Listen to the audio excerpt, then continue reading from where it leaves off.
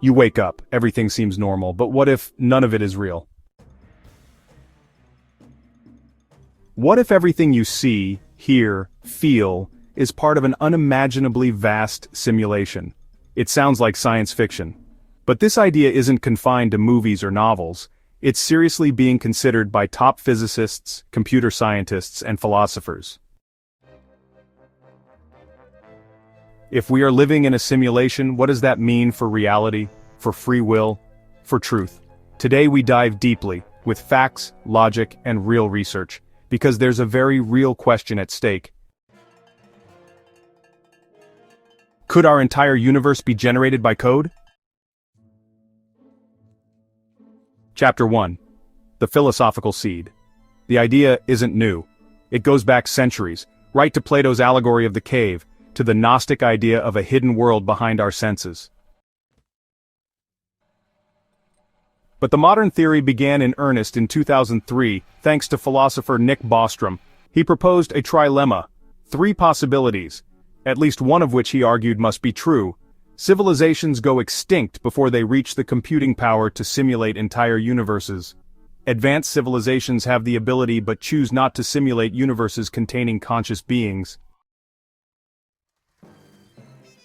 We're almost certainly living in a simulation because if many such simulations are run, simulated minds would outnumber original minds by far. Is it absurd?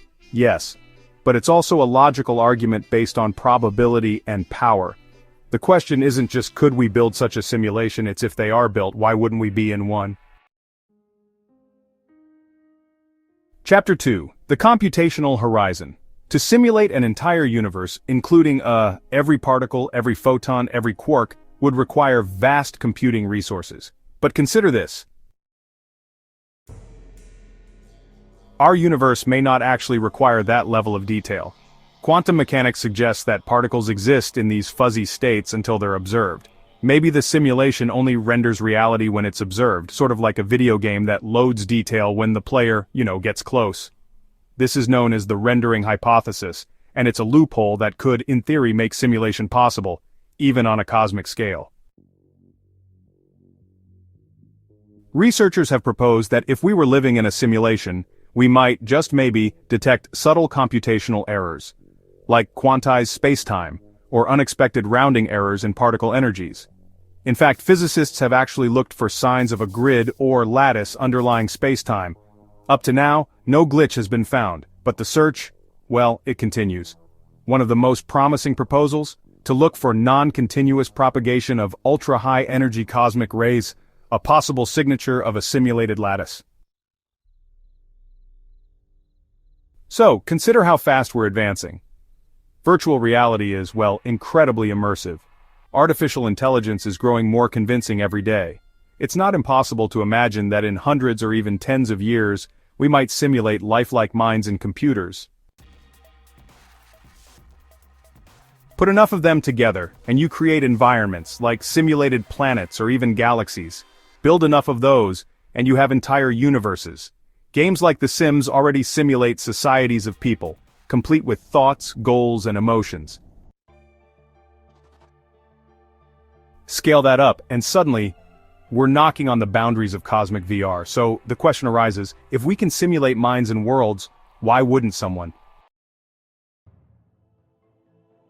What would a simulation-driven universe look like to scientists? Back in 2012, physicists actually proposed an experiment using cosmic ray collisions. If space-time is discretized, the highest energy cosmic rays would show anomalies as they cross a grid under certain angles. So far the results are inconclusive, but the experiments have begun. There's also the curious case of the fine-tuning problem. The constants of nature, like the strength of gravity or the charge of the electron, seem precisely calibrated to allow stars, planets, and life to exist. Some folks call this the Goldilocks constants problem. If those values were even just a little different, we wouldn't be here. Could a simulation explain it? Maybe the designers tweaked the numbers. Maybe the simulation is paused between epochs. Maybe they're testing an algorithm. Fine-tuning doesn't prove we're simulated, but it sure keeps the question alive. Chapter 5. The Glitches That Never Came. So if we're living in a simulation, why haven't we noticed? There are no déjà vu glitches, no object disappearing and reappearing. Some people argue that good designers wouldn't allow that. Any simulation would mask anomalies. Others point out that what we perceive as glitches might just be phenomena we don't understand yet. Quantum randomness, dark energy, quantum entanglement. Could these be side effects of the code? Right now there's no definitive proof, but there's also no definitive disproof, which honestly leaves us with one question. Even if we never find proof, what would change if the simulation theory were true? Chapter 6. Meaning in a fake world. Would life lose meaning if it were part of a simulation? Some might feel despair. Others might feel relief. After all, if this is someone else's dream, maybe there's purpose embedded in it. If we're code, do we have free will? Some interpretations of quantum mechanics suggest that consciousness causes reality to collapse. In a simulation, that could mean your mind writes the world. You collapse the wave function. You complete the puzzle. And your experience, the way you think, choose, feel, matters. Even if your body is particles in a vast computation, your awareness is real. We don't have answers, but we have questions. If we're simulated, who are the designers? What do they want? And could we ever meet them? Chapter 7. Is it science or philosophy? You know, critics argue that simulation theory is unscientific because, well, it's unfalsifiable. If you can't rule it out, it's not science. But proponents say it's a logical conclusion based on physics and computing power.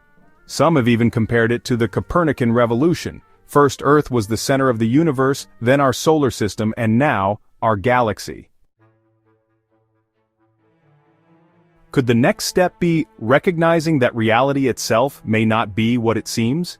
Even if simulation theory never becomes testable, it changes how we ask questions. It forces us to interrogate the nature of consciousness, reality, physics, and belief. The mirror of possibilities. Could the universe be a simulation?